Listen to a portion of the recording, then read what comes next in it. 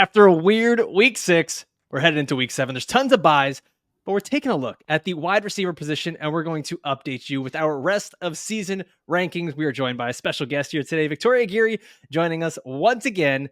And guys, before we get into all the players that we are going to talk about today, let's just take a quick look at some of the players that missed the cut. I'm sure we're going to have some very rational people that are not going to be upset and not leave angry comments. So let's just talk about these players first. I sense some sarcasm there, Alfredo? Was that sarcasm? Maybe. Yeah. If we were writing, it would be sarcasm font. So yeah, let's take a look at these players here. At number 26, we had DK Metcalf. 27, Mike Evans. 28, Garrett Wilson. 29, Christian Watson.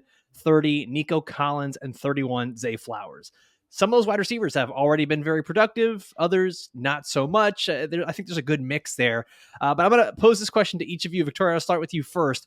Which one of those wide receivers is most likely to end up finishing better than where we currently have them ranked for the rest of the season?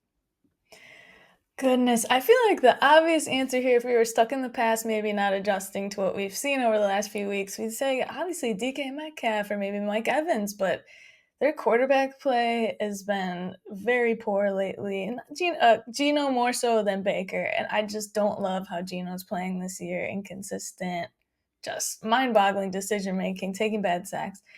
I mean, Evans looked like Baker's go-to in the first few weeks, but he's stalled out. The hamstring that could bother him rest of the season. So I'm going with Nico Collins here. Just based off of his production. And CJ Stroud has looked absolutely incredible over these first few weeks of the season. Nico's carved out the role that we've been waiting to see him have over the last few years, averaging 17 PPR points per game, overall wide receiver 11. That's wild to me. I think he's a wide receiver too rest of the season. I mean, even in a tough matchup last week, I slotted him in all of my lineups. I was a little bit worried with Marshawn Lattimore and the Saints, but he still managed 80 yards on 6 receptions. Only has 3 touchdowns over the season, so I'm looking for some positive regression here. I'm going with Nico. Dave, who are you going with here? I think DK Metcalf and Mike Evans are kind of the obvious guys, but I think they lack the ceiling we really want to see. I mean, both of these guys, like if they're not scoring a big touchdown, kind of left with the nasty taste in your mouth. These guys are 3 receptions, 40 yards. You're going to see a lot of those type of outcomes. So if we're talking about the guy who could like smash expectations for the rest of the year, the guy that can really outperform the rankings that we've set here, I got to go with Zay Flowers, man. 28.7% target share so far. That's 13th highest in the league. We're seeing that consistently grow week after week. When we did these rankings and ranked them out, I was a little bit higher on Zay Flowers than both of you. I think he can improve from what we've already seen. We were kind of hoping that there were going to be all of these weapons for Lamar Jackson, but Odell Beckham, Rashad Bateman just aren't really panning out the way that we had hoped. Zay Flowers is the clear-cut number 1 option in this offense. He is out-targeting Mark Andrews. I think he could be a high-ceiling wide receiver too. If we start seeing some more touchdown equity like we saw last week, he could kind of finish the year as possibly a back-end wide receiver 1 with this type of target share on this offense.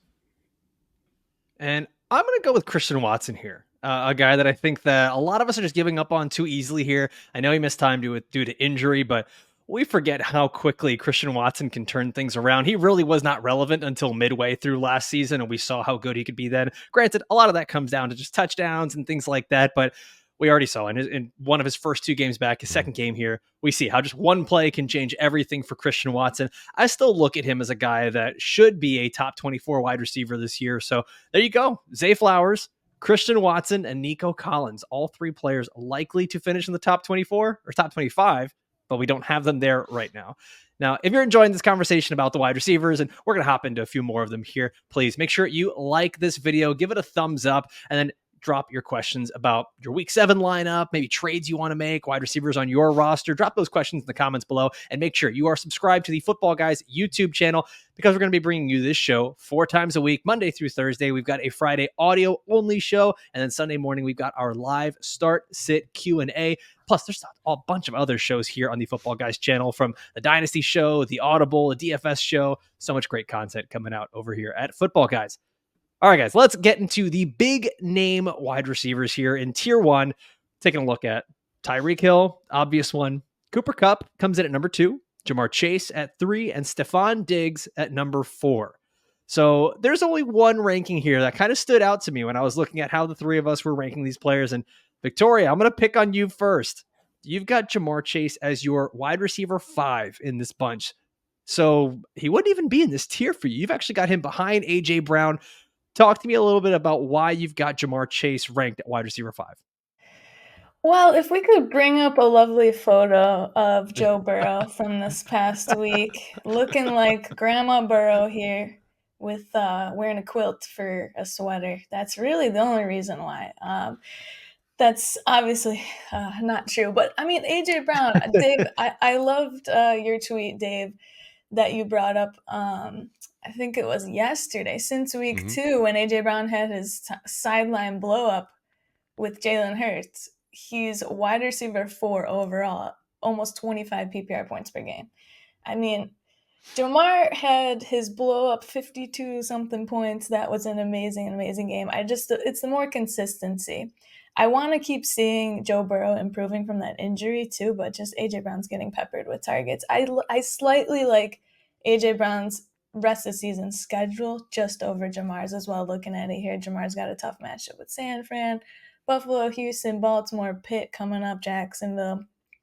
AJ Brown a little bit, like it's slightly more. It's just it's like 1 or 2 rankings here, so don't be too hard on me. And I think AJ Brown belongs in the tier 1 discussion. I know there was a little bit of a tier break when we did these aggregated rankings, but I think that he is right in line with all of these guys. I think, Tyreek Hill, Cooper Kupp, probably in their own mini tier, and then Jamar Chase, Stefon Diggs, and AJ Brown. We're really splitting hairs between all of them. We don't have to spend too much time here, but I think AJ Brown is probably closer to the back of the tier 1 discussion than he is at the top of the tier 2 discussion. Yeah, and I don't think there's a lot of people that will really argue back and forth here too much about AJ Brown and whether he's top 5, tier 1, whatever it may be. These guys are just also incredibly talented. And honestly, I do think all 5, Dave, as you said, are deserving of being in that tier 1. But the way we ranked them, that's not how it ended up here. So let's hop down to tier 2. Where number 5, we've just been talking about him, AJ Brown, wide receiver for the Philadelphia Eagles. At number 6, Keenan Allen, who, man, we're recording this on, I hate that I do this. And when I go and I say what day we're recording on, and then I have to go look at the corner of my computer so that I can confirm what day of the week it is. We're recording this in the middle of the day on Tuesday. That Monday Night Football game last night, Keenan Allen is just so much meat literally always open. Oh, I know every wide receiver says they're always open. How many times did we see Keenan Allen get overthrown or underthrown? I mean, I got to think there was at least another 100 yards left out there on the field. And 2 touchdowns. I was going to say, he had 2 go-ahead touchdowns. Just missed Herbert. Oh, my gosh. He was getting pressured all game like crazy, so. I think we got to give some of this credit with Keenan Allen. I mean, I don't want to say a breakout because Keenan Allen has been a great player his entire career, but we're seeing him set career highs in targets per game, and he's getting used so creatively. Like, they used to just throw him in the slot and he'd get open against man coverage and do his thing, but now we're seeing this pre-snap motion. We're seeing bubble screens. We're seeing deep shots downfield. He's getting scheme touches up at the goal line. I mean, Kellen Moore, he's seen almost a 10% increase in targets per game under this Kellen Moore offense. And, Keenan Allen, great player in his own right, but I think that a lot of people may have discounted the impact that Kellen Moore was going to have on this offense as a whole, but specifically for Keenan Allen in his utilization. Yeah, and I don't think enough is being made about this. I like you said, Dave, the addition of Kellen Moore, but we're seeing Keenan Allen in sort of that CeeDee Lamb role that we've seen for the past couple of years. And that's something that you and I talked about, is that this wasn't going to be the same Keenan Allen lining up in the slot and the same offense that's just dumping the ball off, a yard or 2 yards downfield. We're seeing some real field stretching plays. And now without Mike Williams, Keenan Allen's really strutting his stuff. And as much as the addition of Keenan Allen is helping Kellen Moore, dare I say it's negatively impacting CeeDee Lamb? 24% decrease in targets per game this year. I mean, CeeDee Lamb is still a good fantasy wide receiver and a good wide receiver, but he isn't getting peppered with targets the way that we have seen Kellen Moore draw up plays for the wide receiver 1. Well, last night's still a great game for CeeDee Lamb, so yeah. I will say that there is some light at the end of the tunnel here. Don't skip ahead, David, okay? Don't skip ahead. You're ruining the order of the show. At wide receiver 7, we've got Amon-Ra St.Brown, and I guess because Dave ruined it, we're going to go to wide receiver 8, CeeDee Lamb here, so these guys, we look at these 3 players, Keenan Allen, Amon-Ra St.Brown, CeeDee Lamb. Dare I say they're all pretty similar. They are guys that typically tend to live off of volume. You typically see them lining up in the slot. However, they do have that skill and that ability to line up pretty much anywhere on the field. Let's just throw this out there. Okay, I know we have Keenan Allen ranked the highest. If you have to pick one of these three receivers for the rest of the season, Victoria, I will start with you here. Keenan Allen, St. Brown, or CeeDee Lamb. Who are you going with here? Keenan. Keenan has the second highest points per game, just under Tyreek Hill. Like, what do we? He's just been absolutely incredible. And with CeeDee, it's just like it feels like the tale of two teams that we've seen with Dallas. It was very encouraging last night to see his usage back up. I think that was his first game in the last 3 or 4 with over 55 receiving yards. They just need to get on track. But the tale of two teams, you think probably, they're going up against Arizona. It should be a great game. And then look what happens. It's just it's just difficult to predict, whereas Keenan is set it and forget it. Not that you're not setting and forgetting CeeDee Lamb, but just the production. Yeah, I got to take Keenan there. Yeah, I was kind of looking at Keenan as a possible sell high candidate after the first couple of weeks, but now that we're 6 weeks into the season, I think that you just got to ride this out. I mean, you can look at him again. He might belong in that tier 1 discussion with his utilization, getting 11 targets per game. That's awesome to see. Yeah, Dave, and we were both, I think, one of the shows that were relatively high on Keenan Allen, where I think a lot of people might have been writing him off as the older guy and all that. We still had him as a top 12 wide receiver, and maybe even top 10 if I remember correctly. Yeah, but took a lot of smoke Keenan for Allen, having him ahead of Calvin Ridley, if you remember. Yep. I remember that episode. Yep. So here we are. Look at that. Who'd have thought? Not us, huh? Not us. All right. Let's get to wide receiver 9 here. Davante Adams, who, Dave, as you said, he's leading the league in, bad throws from Jimmy Garoppolo that hospital balls. Killed. Yeah, hospital balls, as we're calling him. But he's still producing. Right now, we've still got him as our wide receiver 9 in the rest of season rankings. And then this is the player that I think most people want to know about. Justin Jefferson, wide receiver for the Minnesota Vikings.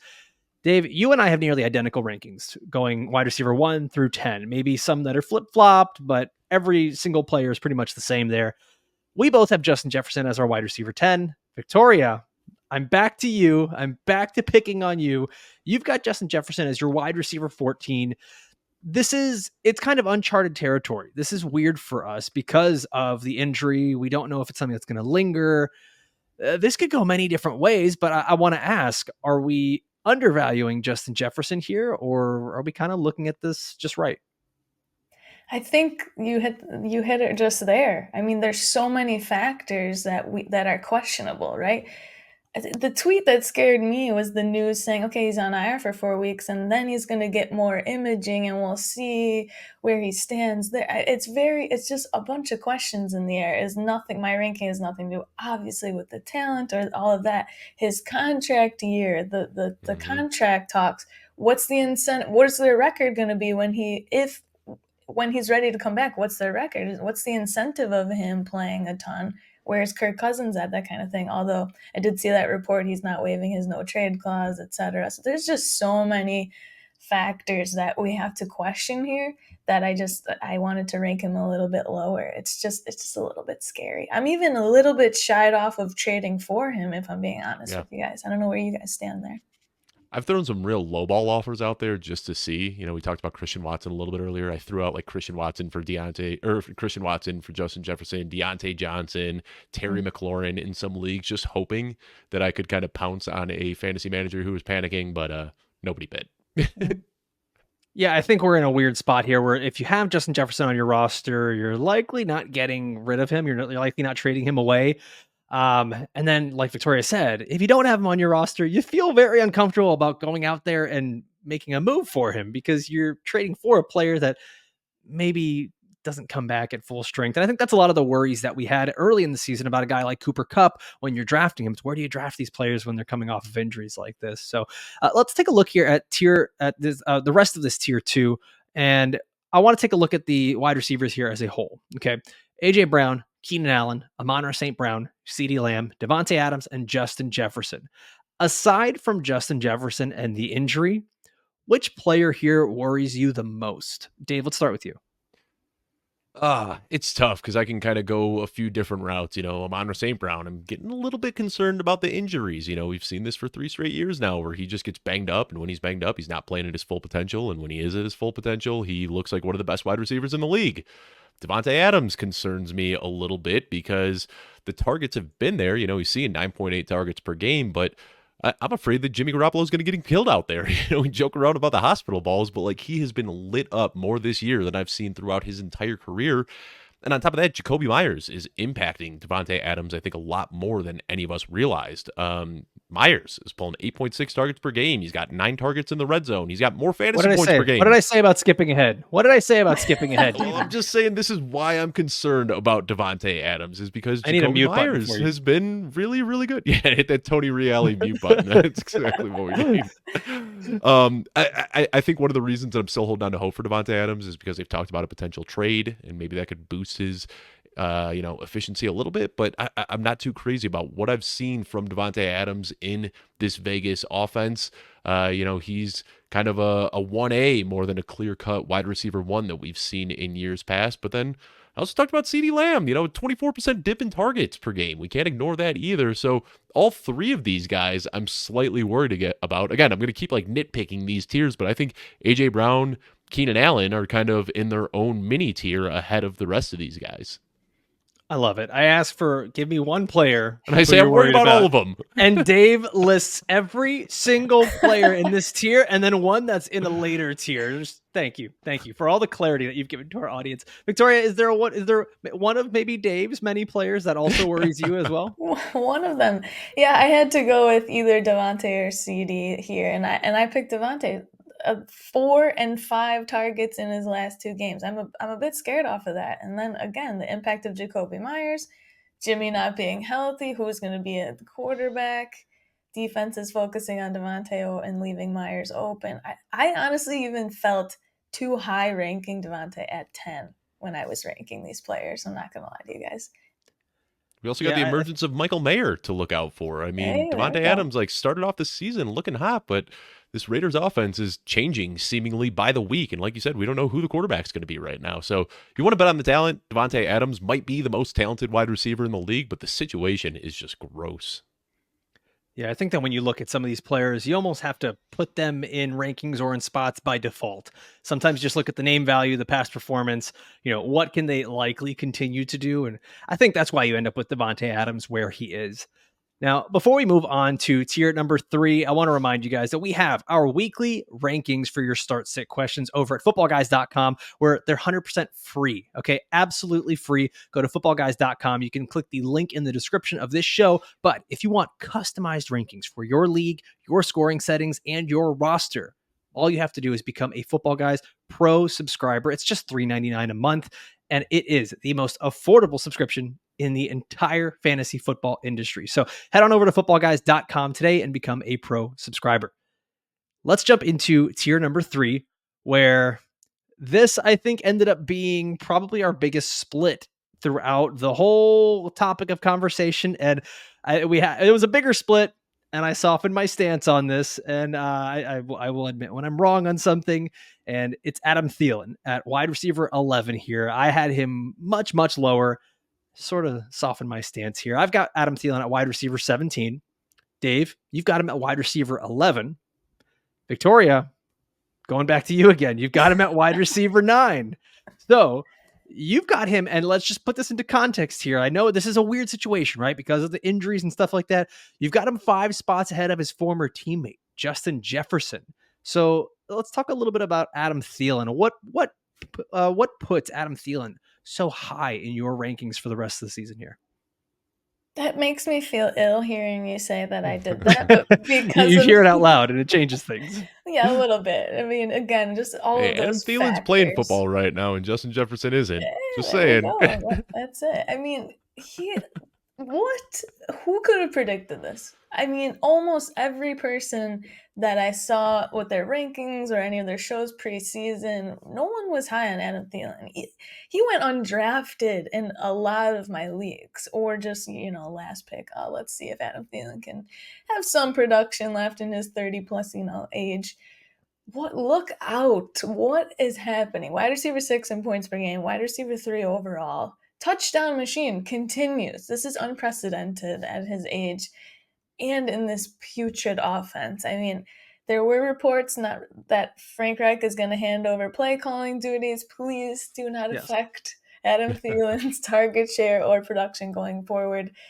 I'm hoping that doesn't change anything. But since week 2, he's averaging 11 targets per game. He has 30 more total targets than the next highest player, Jonathan Mingo. And they're going to continue to have to throw the ball. This guy is just the safety valve here for Bryce Young. And I'm a little high here, but that's okay. Insert the Snoop Dogg. How high are you? I'm Meme, a little high here, but I really like Adam Thielen.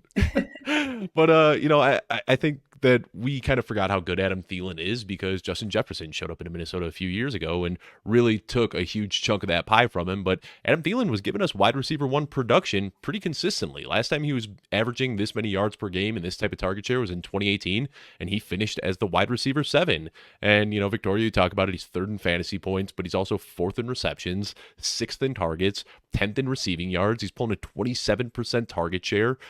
If we're doing a rest of the rankings show going into week 7, at this point, we're halfway through the fantasy football regular season. Like, we need to adjust our stance. Yes, I was too low on Adam Thielen. I was actually a little higher on Adam Thielen going into the season, but still blowing my expectations away. I think we've got to look at him as kind of a top 10 guy going forward. He's pulling a huge chunk of targets on a team that's throwing the ball a lot, on a team with very little target competition. I don't expect to see this slow down. I mean, Alfredo, we did the show last week with Jagger. This feels a lot like David Montgomery, where he's just balling out. Jagger and I were willing to put him up way high in our rankings, and I think Victoria and I are just doing the same thing now with Adam Thielen. I can't ignore the production that we've seen through the first 6 weeks. Yep, and I will continue my role as the wet blanket, and that's okay. That's okay. I've accepted what my role is here on this show. And listen, I don't dislike Adam Thielen. I've got him I think he is a top 18 wide receiver rest of season here, and I think that's very reasonable. I think that is changing our stance drastically from a guy that was not in our top 40 going into the year for most people. What I do get a little bit worried about, and Dave, you're absolutely right. Both of you guys are right in terms of the target volume that he's got right now and what he's doing is totally unprecedented. Where my trepidation comes in is how long does a player keep doing the unprecedented, right? I do remain a little worried about touchdown regression. 3 touchdowns in the last 4 games. I do worry, at his age and with his injury history, does he last 17 games? I do worry. It's a rookie quarterback. What kind of slumps is he going to have? Can it get even worse than what it's been so far? They've now, Victoria, as you mentioned, potential new play caller coming in, Thomas Brown, after going into week 7. So I think there are still some factors here. This does not mean that I dislike Adam Thielen. It just means that I'm not quite ready to put him in the top 12. I think that what we are seeing and what you guys have mentioned is he's the obvious first read target for Bryce Young. Mm-hmm. And if we are noticing that, just people on a microphone, you've got to think that defensive coordinators are seeing that as well. And this is something that's going to be taken away from Bryce Young in an effort to make him a bit more uncomfortable. So if Adam Thielen really is the only weapon on this team and he continues to be the main focus, I have to assume that he's also going to be the main focus of defenses. So I think that's why you see that split there. I think I explained myself relatively well, but I see both sides of it. I actually took this question to Twitter and I did a Twitter poll here and I asked, okay, how many people believe that Adam Thielen will be a top 12 wide receiver for the rest of the season? It was fairly even. 54% of voters believe that Adam Thielen will not be a top 12 wide receiver. Ooh. So we'll see. But that's really even. 54-46 split there. That means there are 46% how many of the people that click that button do you think no, don't say that. Don't say that. Out? Because, it's really easy to say, of course, Adam Thielen isn't a top 12 wide receiver. And then you start ranking them out and you go, Adam Thielen might be a top 12 wide receiver. Our audience is very, very smart, Dave. Don't put them down. You hear that, audience? Dave is saying bad things about you. No, I'm saying bad things about your followers on Twitter. Our podcast audience and our YouTube audience is absolutely great. Oh, I can't wait to go to Twitter and get my army to take you down. Let's go to our wide receiver 12 here. DJ Moore, he's currently the wide receiver 8 in PPR and could be without Justin Fields for a few weeks here. We're still waiting to hear back a bit more. We know that there's the dislocated thumb. It seems like surgery is not going to be necessary, but we're not quite sure on that report just yet. DJ Moore has had 2 weeks in the top 5 and 3 weeks out of the top 30. So there's been a little bit of volatility here, as has been the case with the Chicago Bears offense. Dave, you're a resident Bears fan. DJ Moore, you have him even higher than number 12. So talk to me about DJ Moore.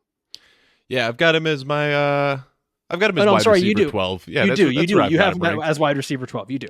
And I think, he's just a really good wide receiver. We saw this for years in Carolina. The touchdowns have never really been there, but the usage has been there. And now that usage is regressing positively and he's starting to score some touchdowns. Since that week 1 outing where he hardly got the ball at all, he's given us a 10-point floor. And as we saw, 40 plus point ceiling. And I think if, obviously if Justin Fields is there, it just elevates his ceiling. We're seeing him as a top 10 wide receiver right now, but I don't think it's necessarily a death knell for DJ Moore if Tyson Bagent does become the quarterback. We've seen him find success as kind of a high-end wide receiver too during his Carolina years, even with awful quarterback play. And there's no target competition here. I mean, the ball is going to keep going DJ Moore's way. So I think he still kind of belongs in that back-end wide receiver 1, high-end wide receiver 2 discussion, regardless of who the quarterback is. He's playing some of the best football of his career this year. And Victoria, you also have him as wide receiver 12. So anything you want to add there on DJ Moore before we move on? No, not really. That's my biggest scare is how much time is Justin Fields going to miss? How is he affected by that injury? But again, similar to Adam Thielen, he is the talent on his team, and he has a high ceiling, right? So a lot of these guys will start talking about do they have consistent decent production, or do they have that high ceiling that DJ Moore had against Washington a few weeks back, that 50-point game? Yeah, I'm a bit lower. I've got him at wide receiver 16. It's not crazy lower than you guys. I'm 4 spots lower, but the volatility of the offense and how long are they going to have Justin Fields out for? I think those are things that we have to consider. Looking at wide receiver 13, we've got Jaylen Waddle. He's currently wide receiver 28 in points per game, which I don't think a whole lot of people expected that. But so what we've seen, and there's a few wide receivers that are like this, and we'll get into them. But Jaylen Waddle has been consistently above average. Consistently solid, but not great. And that's not really what you want from a wide receiver that you drafted in the first 3 rounds here. He's had double-digit PPR points in 4 of 5 games, so it's not bad. And whenever I talk to people and they're like, who should I draft? Who should I draft? They always ask me, who's the guy that I can just start every week that's going to get me double-digit points? And it feels like everyone wants that at the beginning of the year, and then you get into your season, and then you get that guy that's giving you 11 to 18 points, and you're like, why is he not doing better? I drafted him in the 3rd round. And so Dave, is there comfort in consistency, or would you rather have that volatility of, let's say, a DJ Moore, right? A guy that can pop off for 50, but then may have 6 points the next week because, the consistent 13 points each week is not really winning you games. Yeah, I'm all about embracing the volatility and taking these guys that have the spike weeks. I was a long time Tyler Lockett tout telling you to go out and get him and enjoy the 40-point weeks and just grit and bear it through the 5-point weeks and hope that you can, get those spike weeks. It would help you win your weeks. Jaylen Waddle, though, I mean, he's been kind of a disappointment this year. And Alfredo, we talked about it a little bit in the preseason as well. We've seen 2 very, very different seasons from Jaylen Waddle. His rookie season, obviously no Tyreek Hill there. He was pulling an insane target share, and he wasn't doing all that much with the touches, but the touches were there, and the points were there, and he was, giving us solid production. And then in year 2, we saw his target share just completely crater. I mean, last year, Juju Smith-Schuster and Allen Lazard were pulling higher target shares than Jaylen Waddle was, but he made up for it with 18.1 yards per reception, highest in the league. And now we're seeing yet again, target rate is going down even more, and now the efficiency isn't there as well. So, he kind of had the best of both worlds in his rookie season and his sophomore season, where he was getting a ton of volume as a rookie and wasn't efficient with it. And then in year 2, wasn't getting the volume, but was hyper efficient with it. And now he's not getting the volume or being efficient with it. So I think this is kind of rock bottom for Jaylen Waddle. I don't think that he's going to maintain being kind of a back end wide receiver 3, but yeah, it's pretty concerning to see this 13.1 points per game. I think he kind of makes a buy low guy, though, because we've seen how good and how potent this Miami offense is. Injuries are hopefully behind him now, and we can see him get better. But yeah, I don't want a guy that's consistently giving me 10 to 12 points a week. I want the guy that's giving me the 30, 40-point ceilings. And I think that that's what we're going to, at least, I think that we can imagine. That's what we'll see with how good this Miami Dolphins offense is. You have to assume that better days are ahead for Jaylen Waddle. So I do agree with you, Dave, there that he is, in my opinion, a buy low candidate. I don't know. Maybe we'll talk about him on our next episode where we talk about some buy low trade candidates. Let's move on to wide receiver 14 here. Chris Olave, wide receiver for the New Orleans Saints. And in the 4 games where Derek Carr did not have an injury designation, Chris Olave had at least 14 PPR points or more. He's been good when his quarterback is healthy, but similar to Jaylen Waddle, he's been actually a little bit better. He's been very consistent. He hasn't had those crazy spike weeks yet. So, Victoria, you are highest on Chris Olave. And Dave, I'm going to get to you because you're also lowest. And there's a bit of a split here between you guys. But Victoria, what makes you like Chris Olave? Because you have him at wide receiver 11 for you. It is a little high. I just, you kind of hit it for me there. Over 17 PPR points on average in those 4 games with Carr healthy and Olave healthy, right? There was that game a few weeks ago where he was testing out his ankle pregame because he tweaked it pregame. I think he only had 9 or 10 points in that game. 1 touchdown on the season is where I'm at. I'm hoping for a positive touchdown regression. Carr's just barely missed him multiple times in the end zone. I just think better days are coming here. His schedule coming up, Jacksonville, Indy, Chicago, Minnesota, those should be high-flying passing matchups here. I like the rest of his schedule there as well. After that, I just think his ceiling is so high. This guy is not scoring touchdowns and he's giving you over 15, 16, 17 PPR points per game. So I do have him ranked a little bit high here, but I think if he just starts connecting with Derek Carr on those long balls, the sky's the limit. Yeah, I'm going to agree with you here, Victoria, because we've seen Derek Carr is leading the league in deep throw rate.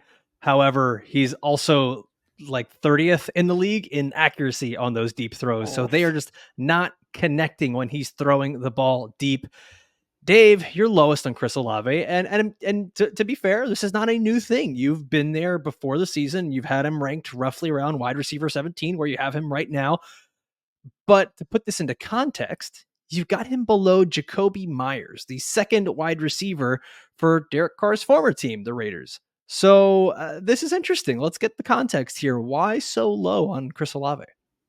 Maybe it's just flashbacks I'm having to Kyle Pitts, but when I hear everybody talking about going out and buying Chris Olave, I hear the same argument that we've heard for Kyle Pitts for years. Like, oh, the air yard share, he's pulling 41% of the team's air yards, but that's 10th highest among wide receivers, and that's great, but the connection just isn't there with Derek Carr, and that's my fear, is Derek Carr is hitting those short throws. I mean, he's getting the ball in Alvin Kamara's hands. He's getting the ball in Michael Thomas's hands, but it seems like he's got a better deep connection with Rashid Shaheed for whatever reason, and he and Olave just haven't been able to get on the same page.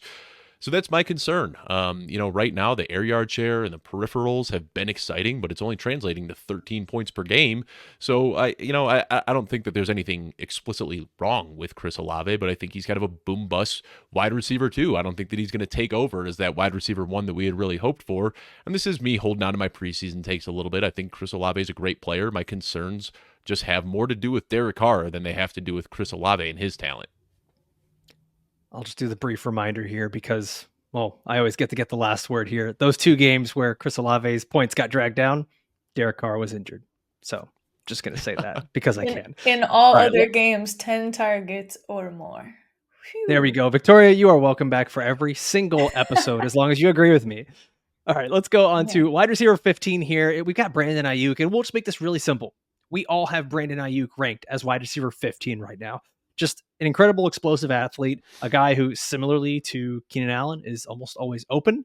I think that what we are noticing is that there are just a lot of weapons on this team. You are going to get the inconsistency, the volatility, but as Dave said, embrace the volatility when it comes to these incredibly talented players that can get you 30, 40 points in a week. Let's move on to wide receiver 16, where we've got Puka Nacua. I'm currently highest still on Puka Nacua at wide receiver 11. Dave, you have him at wide receiver 19. Let's do a little exercise here. Why should I be lower on Puka? It took me a while to get on the Puka Nacua train. Now I'm here, and you're telling me I got to get off. Why? I mean, it's pretty simple. He saw 13 targets per game with Cooper Kupp. He's seeing 9 targets per game. 13 targets per game without Cooper Kupp and 9 targets per game with Cooper Kupp. And we saw that floor game last week, 4 catches for 26 scoreless yards. And yeah, he had a drop in the end zone, could have really saved his day, but that's kind of the floor that we're looking at now. Cooper Kupp is the unquestioned wide receiver 1 here. He is better in every facet of the game. There's no question about it. And yeah, you said it. I was the lowest of the bunch here on Puka Nacua after really banging the drum for him early in the season. But I think that people that are hoping that he's going to still be a wide receiver 1 in this offense, it is really, really hard for an offense to support multiple wide receiver 1s. I think that he's kind of a boomer bust wide receiver 2 now. with Kupp there. I mean, Kupp is just going to dominate every single usage metric. He's going to get the majority of the touches. He's going to be the first read on the majority of plays, and Puka is just going to get whatever scraps are left over. So, I think he's got a ton of value in fantasy. I just think that there's going to be some volatility here, and we have to kind of temper our expectations compared to what we saw through the first 4 weeks. Yeah, I think where my ranking came from is I'm starting to look at it, and I've got Puka at wide receiver 11. Behind him, I've got Jaylen Waddle at wide receiver 12 and Olave at wide receiver 13. And it feels like all of those guys can kind of be jumbled up in a group together. I mean, and that's kind of how you have it ranked as well, Dave. Let's move on to wide receiver 17 here, where we've got DeVonta Smith, the wide receiver 2. I think that's what this tier is. It's a lot of these wide receiver 2s, right? It's a lot of these guys who we expect them to make plays, maybe get some volume. It's just been a little wishy-washy back and forth. So DeVonta Smith here at wide receiver 17. Victoria, you and I are higher on DeVonta Smith than Dave. Dave, you've got DeVonta Smith as your wide receiver 21. Victoria and I each have him as a top 15 wide receiver. Victoria, you are highest on DeVonta Smith at wide receiver 13. So what makes you say that DeVonta Smith should be able to bounce back or rebound or, finish the season just a little bit better than what he's been doing so far? First of all, 21. Put some respect on Slim Reaper. Come on now, 21. I'll put some respect on his name this year when he gives me reason to. How about that? Oh. Let's go back to your tweet, right? Since the confrontation with AJ Brown and Jalen Hurts, he's popping off. DeVonta Smith has been wide receiver 54 since then, which is absolutely crazy, right? And I saw that and I say, yeah, that's a little bit scary. I just think that 11 targets still last week. Not all great targets. Really rough week against a stout defense. Jalen Hurts has not been last year's Jalen Hurts. 3 interceptions. I mean, he's not playing to where we're going to get really great production from Smith right now. The problem here is not the usage or the target share. It's just his production, right? Last week, ball right in his hands this past week. Just made an uncharacteristic, Gabe Davis-like drop, if you will. LOL. So Gabe Davis out here catching strays. Ooh, not even on the episode. Sorry, Gabe. No, he's definitely not on the episode. So, and I saw an interview with DeVonta Smith. He was absolutely not happy with himself. He said, I just bleep and dropped it. Ain't nothing to learn except catch the bleeping ball. Sorry, Joe. I mean, he's just an immensely talented player, though. Jalen just has to get back on his game. I love their upcoming schedule. They need him to step up here to stay in these games, too. So, he's just missing out on some of that production. I think he'll bounce back. Yeah, Victoria, like you mentioned, the usage is there. He's got 3 games this season with 9 or more targets, but he's only got 2 games inside the top 24 amongst wide receivers. So, we haven't seen a touchdown from him in 4 weeks. And like you mentioned, some uncharacteristic drops, some uncharacteristic Philadelphia Eagles offense. It's just been a little weird. Let's take a look back at this tier because I want to ask, do we think anyone from this group can make the jump into the top 10, right? So this group, once again, Adam Thielen, DJ Moore, Jaylen Waddle, Chris Olave, Brandon Aiyuk, Puka Nacua, DeVonta Smith. I don't think there's only one player in here. Victoria, you have Adam Thielen ranked number 9. So there's no players here that we have ranked in the top 10. Do you guys think there's any one of them that could make that jump going forward? I don't think Adam Thielen has to make that jump because I think he's already there. He's, I think, the obvious one. Well, then you're a fraud. You're a fraud because you ranked him as wide receiver 11. You fraud. Well, Justin Jefferson's not playing right now, but I think, Adam Thielen could easily finish as a top 10 guy. But of all these guys here, I ranked DeVonta Smith the lowest, and he's been very disappointing this year. My ranking him as wide receiver 21, it's like Kyle Shanahan benching Brandon Aiyuk 2 years ago. I'm trying to send a message here to DeVonta Smith because we know he's got the talent. He was the wide receiver 9 just last year. He was giving us top 10 production. And like you guys both alluded to, the usage has been there, but his head just isn't right this year. Like, Vic, you said everything perfectly. An uncharacteristic drop. We've seen him since he's been in the league the last 2 years be one of the most sure-handed wide receivers out there. He's getting targets. He's getting targets deep downfield. He just isn't catching them. So even though, I'm a little bit lower on DeVonta Smith right now, can't ignore the production I've seen through the first 6 weeks of the season. He could easily be a guy that could make that jump. Remember last year, he got off to a pretty slow start in the season, and everybody was saying A.J. Brown killed DeVonta Smith, and then he was the guy down the stretch. I could see that easily happening again this year. Victoria, who is your player that could jump into the top 10 here? I'd have to agree with both of those. I was looking at the list here. Outside of Thielen and Davante, I'd say Olave, only strictly based off of if the touchdowns come, positive touchdown regression. But yeah, I agree there. Yeah, I'm also going to stick with Chris Olave there as a guy that can jump into the top 10. He was someone I was higher on early before the season, and I still think the usage is there. The big plays are almost there, almost there. He just needs a healthy quarterback. Well, we're going to talk about 8 more wide receivers, guys like Calvin Ridley, T. Higgins, Amari Cooper, players that you were drafting early in your fantasy football drafts, and they've disappointed just a little bit. What are these guys going to be going forward? How valuable can they be to you? We're going to continue this conversation over on the audio version of this show. So all you have to do is click the link in the description down below. We're going to take this discussion over to the podcast. We'll catch you guys over there. We'll see you next time. Adios.